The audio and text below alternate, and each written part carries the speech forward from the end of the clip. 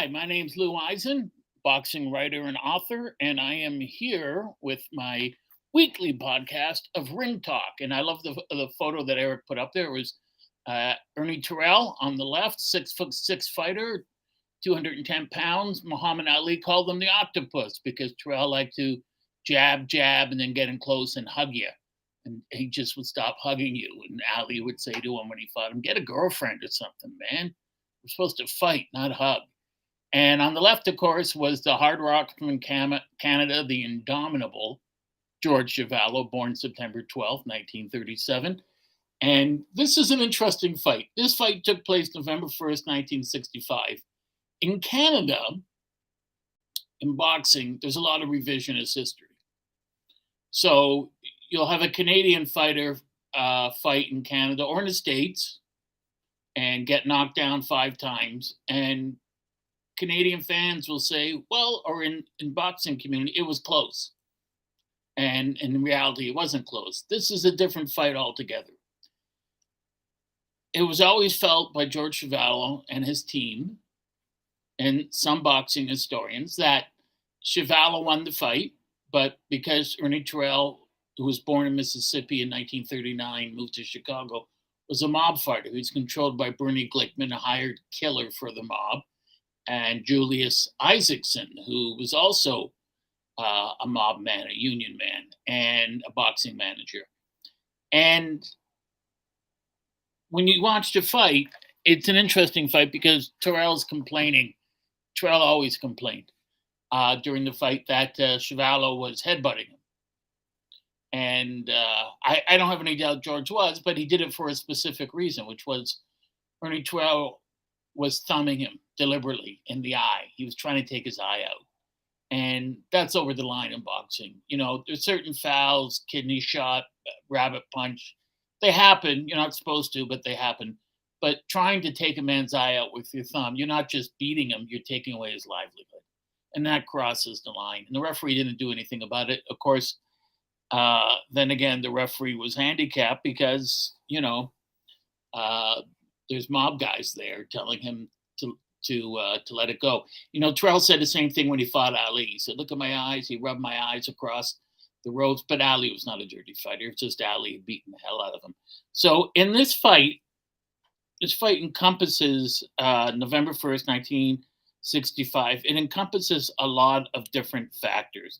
12,500 people were at Maple Leaf Gardens that night. They paid in Toronto $124,456.50 to see Terrell win his 14th straight fight. His record became 38-4. Chuvalo's dropped to 33-10-4. Terrell was guaranteed 45 grand or 35% of the live gate, whichever was higher, while Chuvalo was also guaranteed 45 grand, which is rare, up against 25% of the live gate. You know, it's interesting.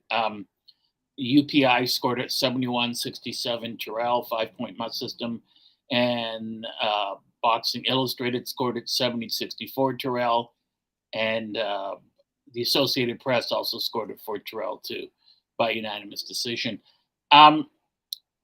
It's interesting when you see the money, 45 grand, because that's pretty well a per diem for today's fighters. You know, guys get tens of millions of dollars. These guys didn't get that. They fought for next to nothing. The official score, referee Samuel Upspring, who was at one time the number one ranked welterweight in the world until he was thumbed by Steve Belois by accident and lost the eyesight in that eye, scored it for Terrell 72-65. Judge Fred Nobert scored it 73-65 for Terrell. And Judge Billy Burke, 69-65 Terrell. Some people in boxing said, certainly Chuvalo's team said, and it's likely true because it wasn't the first time, that Bernie Glickman of the outfit in Chicago, which is the mafia, it was him and Julius Isaacson, another mobster, who managed Terrell, that they went to the referee and the judges before the fight in Ungerman and just said, "My guy wins or you end up in Lake Ontario." And that's not that, I believe that did happen because this was the mob. They control the sport and they did this quite often. In fact, the first fight between Ali and Terrell was called off because they'd threatened Ali. Bernie Glickman had come to Ali and said, "You sign with us or we're going to kill you." And of course, Herbert Muhammad of the Nation of Islam had members of the Fruit of Islam, the FOI, beat Bernie Glickman almost into a coma, and the mob left them alone after that. So in this fight, Chuvalo wasn't really given much of a chance to win. He had trouble with stick and move fighters, but George thought he had the style to be able to beat him. George was trained by Teddy McWhirter, who was a pretty good trainer. The cut men at that time were Whitey Bimstein and Freddie Brown. I think George would have been better served to have Bimstein and Brown running the corner rather than Teddy McWhirter, but that's just my opinion. As I said, George was born September 12, 1937. Career total 73 wins, 64 by knockout, 18 losses, and 2 draws. He stood 6 feet tall and weighed about 209 pounds. Terrell was 6'6", weighed about 206 pounds. Terrell had a huge reach advantage of 7 inches over Chuvalo. And George fought from 56 to 78. He started fighting, by the way, in a tough man tournament put on by Jack Dempsey. It was a tough man tournament held in Toronto, and he won it. He got 4 knockouts in one night, and he was given $500 in a trophy, which $500 in the 50s was a considerable sum of money. He could have gone to the Olympics. George could very well have gone to the Olympics.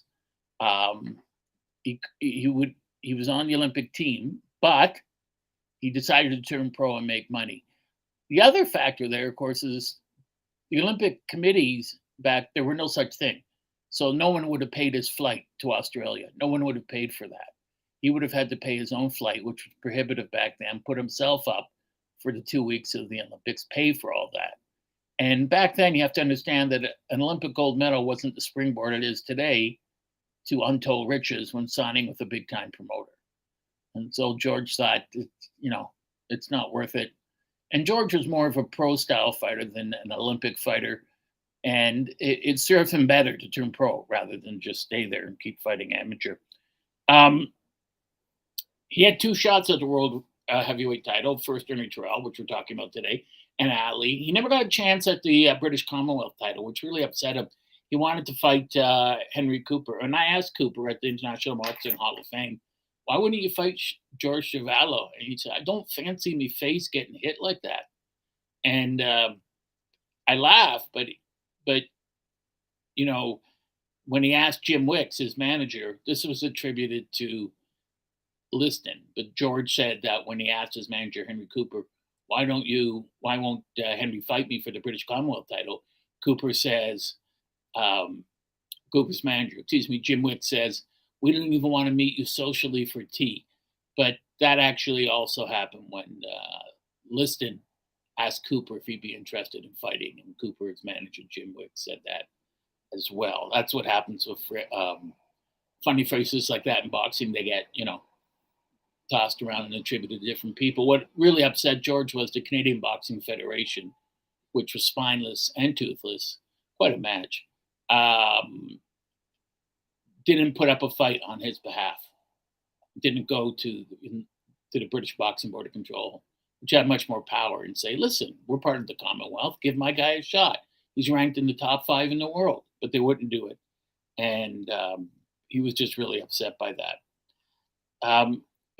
During his career, he beat some great fighters. He beat Alex Mitteff, Yvonne Durrell, Cleveland Williams, Manuel Ramos, Doug Jones, which really set his career on fire, Mike Dijon, Dante Kane, and of course, Jerry Corey. In 1998, Graham Houston, who's a boxing writer an editor who I've worked for, asked Chuvalo, he was known that, he says, does it bother you that you're known mostly for absorbing punches? And he said, yeah, it does, because if I got hit with 1/10 of the punches people say I did, I wouldn't be able to carry on this interview with you now. I'd be walking on my heels, not being able to talk. And George was always very well spoken. So George, when he started out, he won the Canadian Amateur Heavyweight Championship, May 1955, knocked out Winnipeg's Peter Piper. That was his real name. picked a peck of Chuvalo's fist by a first round knockout in the tournament final. As I said, he was chosen to represent Canada at the Melbourne Olympics, but instead he retired of his 16-0 amateur career and turned pro. Now, George Chuvalo won the Canadian heavyweight title. He knocked out James J. Parker in one round, September 1958. Now, at this time, Ernie Terrell starting off. He was an amateur fighter, and I took the liberty of writing down some of the amateur titles he won in 1956. He won the Golden Gloves tournament. He made the finals, actually, at light heavyweight. He did not win it, though. He won the 57 Chicago Golden Gloves tournament at light heavyweight and the 1957 Inner City Golden Gloves championship at light heavyweight when he beat a New York fighter named Eddie Bramlett. Now, here's the thing. Ernie Terrell, fighting out of Chicago, is a mob fighter. Not chosen by himself, but certainly didn't put up much of a fight. And so he starts to do well in the ranks, but he's run by the Chicago mob. At that time, in the early 60s, the world heavyweight champion from 64 on is Muhammad Ali. So what happens here is this is when the title splits. You had the NBA, National Boxing Association, ceased to be between 62 and 64. And the vacuum was filled by two criminal organizations, WBC, We Be Criminals, and WBA, which stands for, still to this day, Without Brains Attached. So Ali, after he beats Liston, comes out and says, I'm a Muslim and I'm changing my name from Cassius Clay to Muhammad Ali. Huge ruckus arises throughout the boxing world, which is ironic because tens of thousands of Americans change their religion and their name every day and still do to this day. And there's a tape you can hear of WBA commissioners from various cities. And these weren't wise men or boxing men. These were store owners, shoe store owners, deli owners, drugstore owners. They didn't know boxing. And when you hear Ed Lassman talking, and who was the head then, and he was passing it on to Ontario's Merv McKenzie, and to hear those two men talk, saying, how dare, and I'm not going to say the word, but an N-word, think he can do that to us? Where does he get off changing his name and his religion? We should put him back in the gutter with Liston where they belong. I mean, the racism was, it was unbelievable back then, but today you just can't fathom somebody being that far, that much bigoted, and not thinking it will come back to bite them in the ass. So they withdraw their recognition of Ali as the WBA World Heavyweight Champion, which further devalues the WBA, if even such a thing was possible.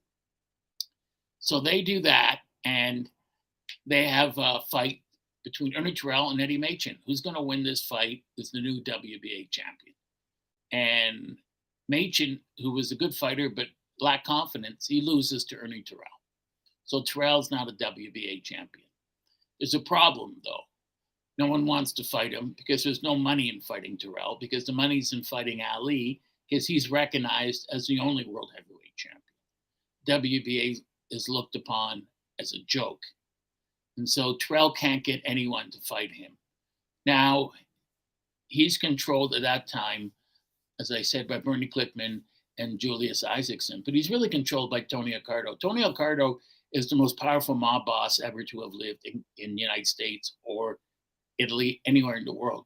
So what happens in Chicago, the first real big boss, we have Jim Colosimo, then we have Johnny Torrio. Torrio retires, taken over by Al Capone. So Capone goes to prison in 1931, and his chauffeur and bodyguard, Tony Accardo, is now the head of the mob, and he ran it until the 1990s. Never spent a day in prison. I don't know if you know the movie The Untouchables with Robert De Niro and Kevin Costner, Sean Connery. There's that scene where they're at this big dining table in a hotel, and De Niro's, as Capone knows that two of his soldiers have been disloyal, so he baseball bats them to death. Well, that happened, but it was Tony Accardo who did it, not Capone. And that's why his nickname was Joe Batters. That's what Capone said. Look at this guy. He's a real Joe Batters. And so from then until the 90s, from 31, 32, the mob was controlled by, in Chicago, the outfit was controlled by Tony Accardo.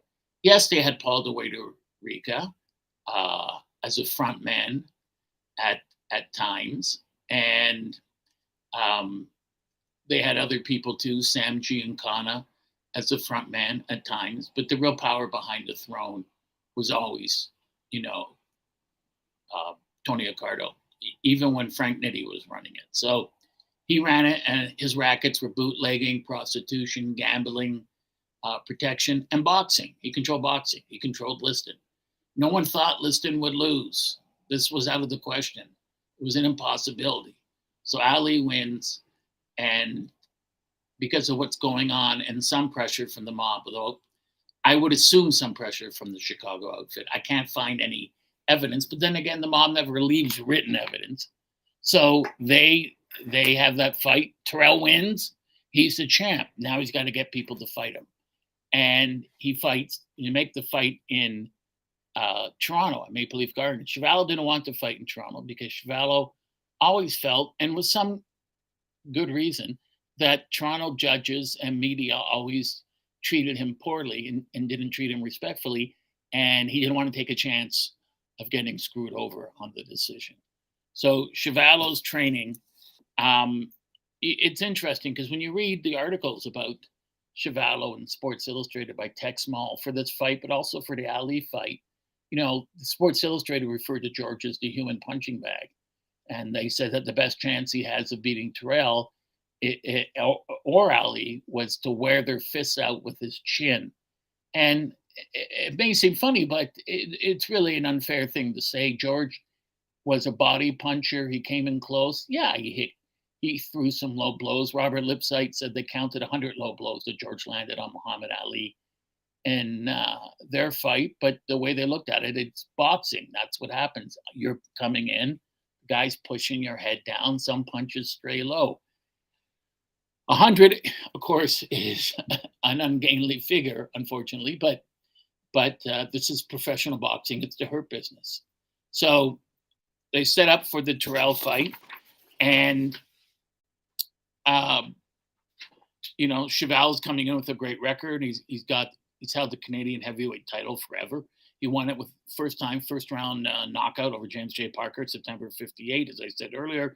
Then he has the 3 fights with Robert Cleroux of Montreal, where Cleroux wins the first one by a hotly disputed split decision. Chuvalo won that fight without a doubt. And it was the beginning of a disturbing trend, though, for him, because this happened to him a lot in his career.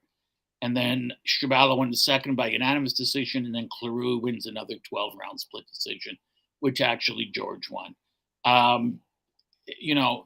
For a guy who's representing Canada and getting screwed by judges in his own country, it's very upsetting. But, as he said after, in Montreal, judges will help out a Montreal fighter. It's not that they're going to cheat on their behalf, but if it's a close round, they'll shade it for him. In Toronto, they never do it for any Canadian fighters. And this has been a complaint of Canadian fighters going back 100 years.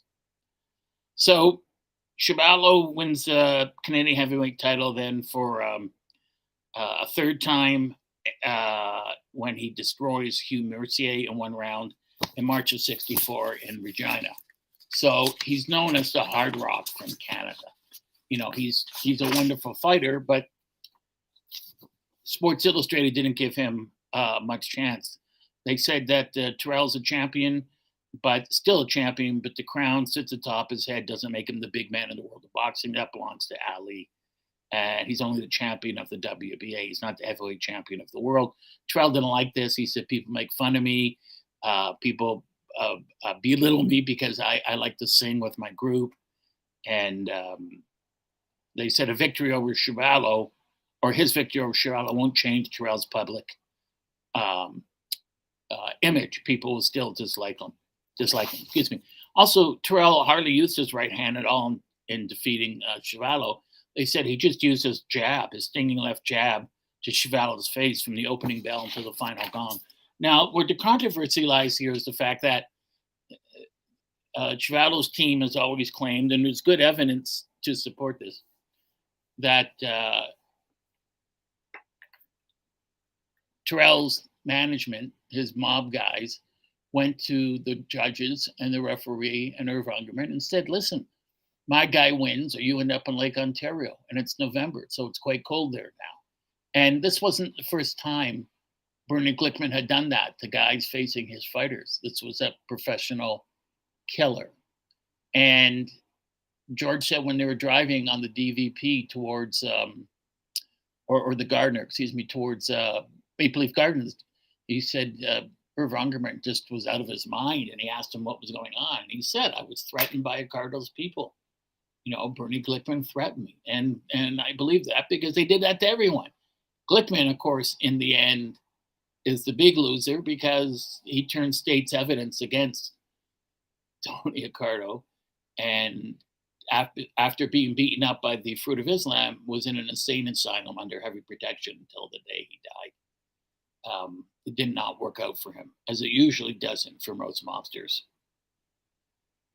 So they have this fight, and,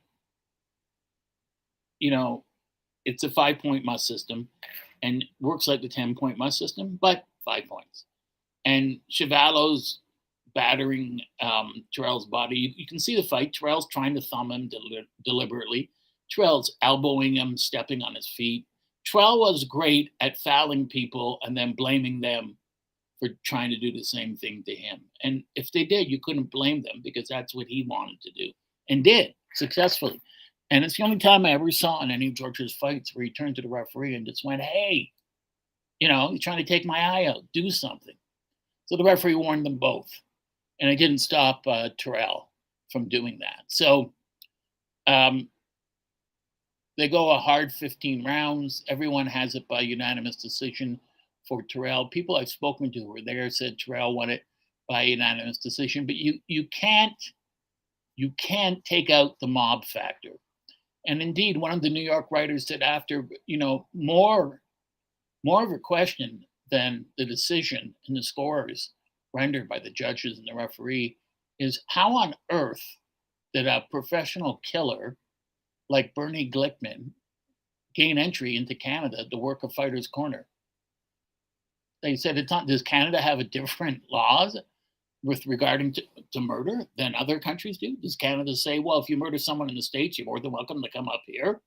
They didn't check him out. Canadian Customs didn't look at his background. They said it's easy to check his background. Just pick up any American newspaper and it'll tell you all about him. You know, Canadian government, the Mounties couldn't have called the FBI and asked. I mean, he was notorious. But that's why when later on when Terrell was offered a fight with Ali in Toronto, he turned it down. He said, I don't want to come back to a communist country. Obviously, we're not a communist country. What he was saying was, I don't want to come back and face Ali when I can't have my mob guys there. But in the end, the mob guys didn't help because Ali won every round. So Chuvalo was very upset. And for years, and still to this day, he'll tell you that, you know, I beat him. And he said the press was taking his picture after the fight, and the belt was being held up. And then they announced that Terrell won. And I've seen the fight. It was a close fight. It was a close fight. The fight could have gone either way. As I said, George had trouble with guys that were taller. Everyone does, and that stick and move. But I think he gave a great fight, a great fight towards Terrell. And if he was going to win the title, that was his night. And he was just upset that no one went to bat for him. And after the fight, he was yelling at Irv Ungerman, why did you have the fight here? Why couldn't we have it somewhere else other than Toronto where I can easily get screwed? And I get screwed all the time. And I guess the answer to that question is you have to fight with whoever will take it. And that's where they can make the most money. They wanted to have it up here in Toronto, and for a good reason. Terrell couldn't get a boxing license in New York State, which would have been the biggest moneymaker. You know, that would have been the best place to have it, or Chicago, or other places, because he was a mob fighter and his associates were convicted killers. Therefore, they said, no, because of the people you associate with, we're not going to give you a boxing license. So they had to go to Canada. And that's sort of the funny thing about it, where, you know, Canada's saying, "Oh, you're a convicted killer? Well, you can come up here and work in boxing. That's fine with us."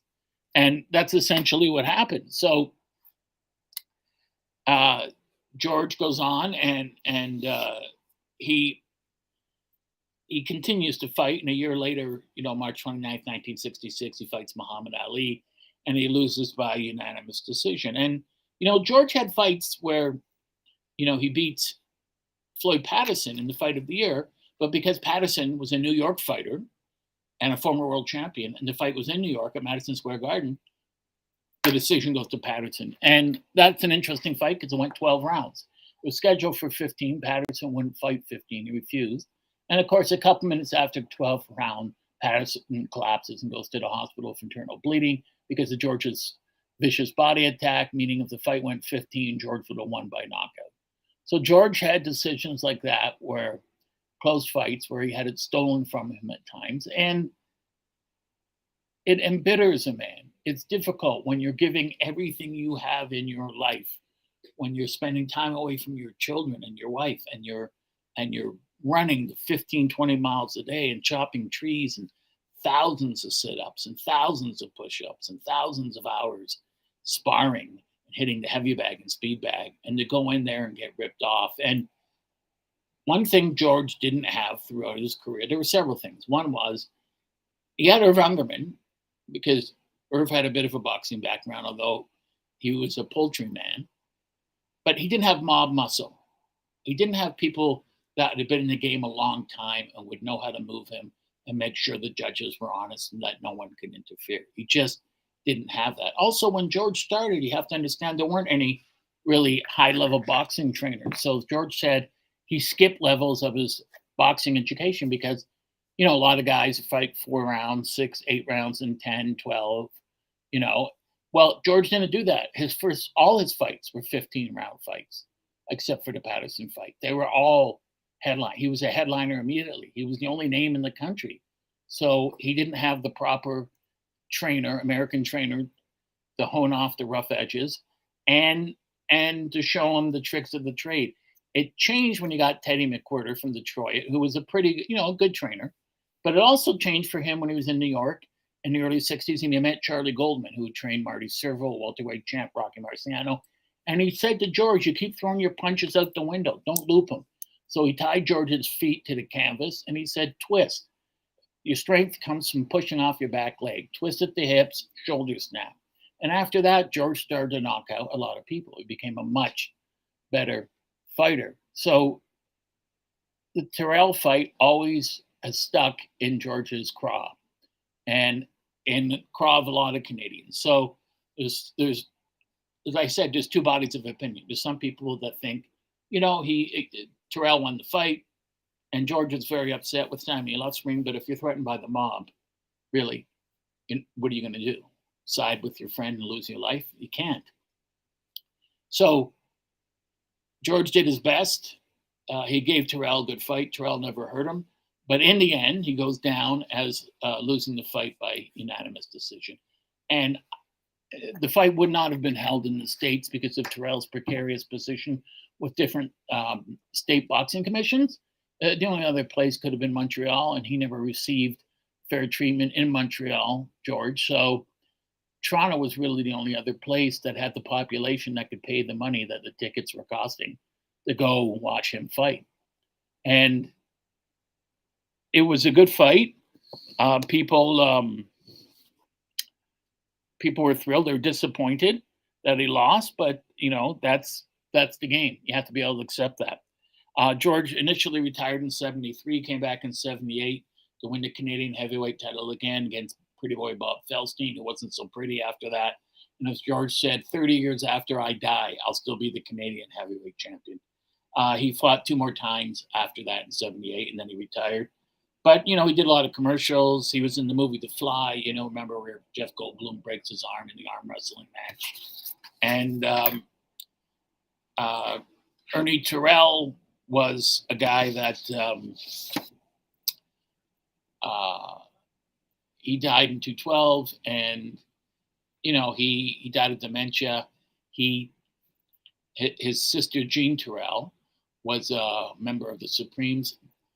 people sometimes equate him with Tammy Terrell, different spelling. That was the young Motown singer who died of a brain tumor. That was not a relation to Ernie Terrell.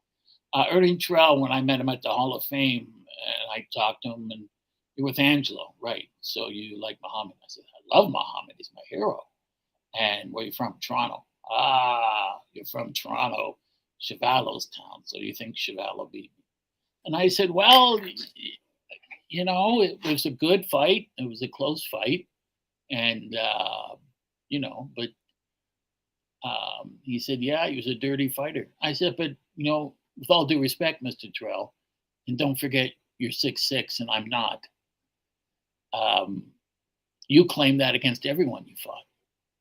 You claimed all fighters were dirty. And yet there's clear video of you fouling George 60, 70, 80 times, stepping on his toes, elbowing him, forearms. You're trying to thumb his eye out. So, Tom Hare, thank you. Terrell originally won the belt off of Eddie Machin when it was declared vacant by the WBA after Ali converted to Islam and changed his name. So it was a nice conversation with him, but he says, yeah, everyone from Toronto says that, the mob won the fight for me, but I wasn't a mob fighter. And I said, come on, that's not true. And you know it. Bernie Glickman turned state's evidence and he named you as one of his fighters. There's a permanent Senate subcommittee investigating organized crimes influence in professional boxing, started in the 50s. It's an ongoing committee. Excuse me. So Glickman said under oath, he named names. He named Accardo and Frankie Carpo and Blinky Plembo. And he said, yes, we controlled Ernie Terrell, lock, stock, and barrel. And I said to him, I'm not saying you couldn't fight or that you weren't a great fighter, but having paid killers in your corner, it's quite convincing to judges who like to go home and see their family again. He said that was overblown. The Senate subcommittee says otherwise. So did the FBI. And it wouldn't have, and he said, well, sometimes they make mistakes. Yes, but you can trace it from the 1920s until today. So it's hard to believe that what you're saying is true. But anyways, I didn't want to upset him anymore, even though he's in his 70s, still a very physically big man. Continued. He worked with youth. He had a band that he would sing with. Chuvalo, near the end of his, everyone knows George Chuvalo's story. It's filled with an incredible tragedy. 3 of his 4 sons, Jesse, Georgia Lee, and Stephen, got hooked on heroin.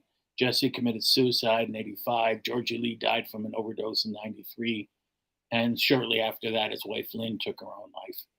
And 3 years later, after that, his son Stephen died from an overdose. When I was with George once, just thinking about him, he would start to cry and he would say, they're on my mind all day, every day. And that's the hardest blows George ever took. Never knocked down in the ring, but certainly knocked down outside of life. I don't know of anyone. I certainly couldn't recover from that. I couldn't. I don't know any man or woman who could. But George got on with his life and looked after his grandchildren. And he said to me, I only have my oldest son and my oldest daughter that are still alive. And his daughter with his 5th child. I was with George one night in 2013 at the Shaw Festival here in Toronto. It's a boxing event to raise money for the Shaw Festival. And that day, his granddaughter, who he was closer to than anyone probably, who had won, Governor General's Award for being the top student in Canada. And George's son, Mitch, by the way, won the same award for being the top teacher in Canada. She passed away from cancer in 2013.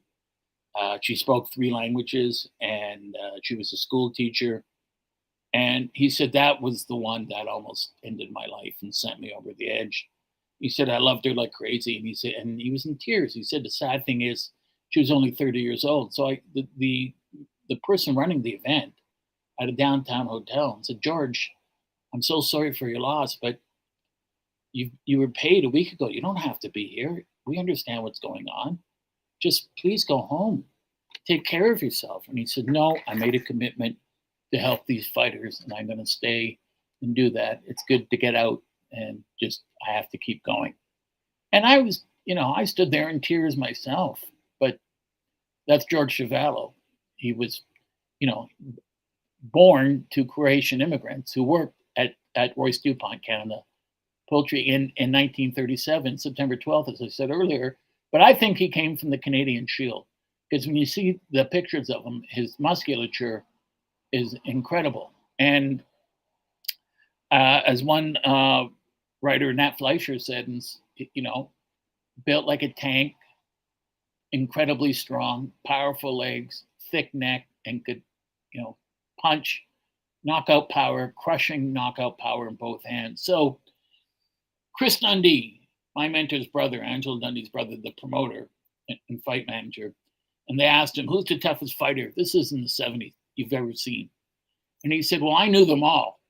I knew John L. Sullivan, didn't see him fight, but I did see Jeffries and Corbett and all those guys. So I knew them all from Sullivan right up to Mike Tyson. The toughest of all of them, for just flat out tough, that kid in Canada, up north, Chuvalo. George Chuvalo? Yeah, that guy. That's the guy. Never seen a tougher fighter in any weight division in my life. And I have to tell you a funny story here. I was with George and Angelo Dundee and a bunch of people in, I guess, 2009, 2010 at the International Boxing Hall of Fame in Canastota, New York. And I'm with Angelo, and we're on ESPN. And they're asking him about the Klitschko brothers. And someone said to me, well, you're from Canada, right? You're a boxing historian. How would George Chuvalo in his prime do? Well, that's a good question, depending how many rounds the fight was. Don't forget Rocky Marciano said, if fights were 50 rounds long, George Chuvalo would be a world champion forever. Nat Fleischer said he was born 100 years too late. Should have been a bare knuckle fighter because no one could have beaten him. So I asked Angelo. I said, Ange, who do you think would win between Klitschko and the Klitschkos and George? And Ange thought for a second.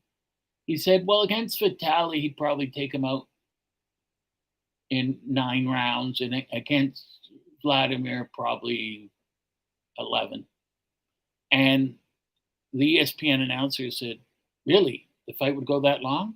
Why would it take him that long? And Angelo said, well, George is 70 years old. You'd have to give him time to warm up. And so that got a big laugh all the way around. George, in the minds of many, beat Terrell. He just didn't have the muscle in his corner to support his win. He had 2 5-inch cuts over his left eye. He had to get 10 stitches after. Terrell had a cut too. It's one of those things in boxing that really, you watch and it's just not a satisfying ending. Everyone thinks George is going to win, that he's done enough, and then it just didn't happen that way. And this was common in fights where mob fighters were involved.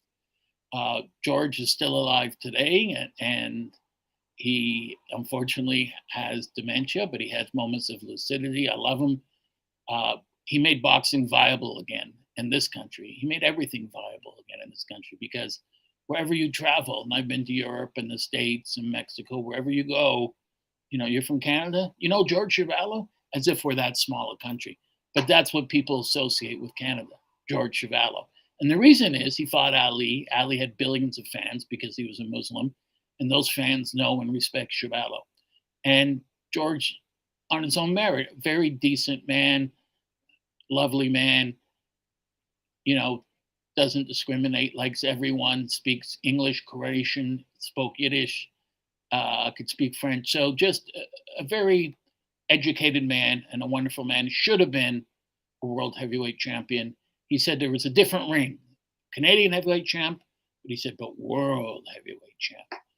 That means you're the best, not just in Canada, but in the entire world. And he could have used the money at that time too, although he saved his money wisely and invested it wisely. But it's hard when you list the greatest Canadian fighters of all time, and people say, well, is Chuvalo the greatest Canadian fighter? And you could say yes, but then they would say, wait a minute, how about Lou Briard? He won a welterweight, middleweight title. How about Jimmy McLarnin? Most people would generally accept that Sam Langford is the greatest Canadian fighter of all time and the greatest fighter never to have won a world title. But George Chuvalo is up there with any of them. He belongs in any top 10 list in the top 5. A great fighter. And after him, there were so many other great fighters, but they came along because they were influenced by George. And George took a hand in the careers of so many other fighters, such as Lennox Lewis and Troy Ross and the Hiltons in Montreal, Scotty Olsen, Art Hafey, the great featherweight champ. So you can see George's imprint on the sport all over. And I wish that Canada Post would do the right thing and issue a line of stamps honoring George Chuvalo and Sam Langford and the other 12 Canadians in the International Boxing Hall of Fame. Yet they haven't done that. So I hope you've enjoyed today's show. Yes, Tom, you can read about Lou Briard on my Substack, which is my paid site, Lou Eisen at substack.com. And I'm just going to be posting a thing on Lou Briard later today. Lots of articles and stuff up there. I already have articles on George Foljammies, George Godfrey, George Budge Byers, and of course, Johnny Coulon, and there'll be many more to come. So please visit that site. Thank you for watching today. Hope you learned something. Hope you enjoyed it. And we'll see you next week on Ring Talk. I'm Lou Eisen. Have a good day. Bye-bye.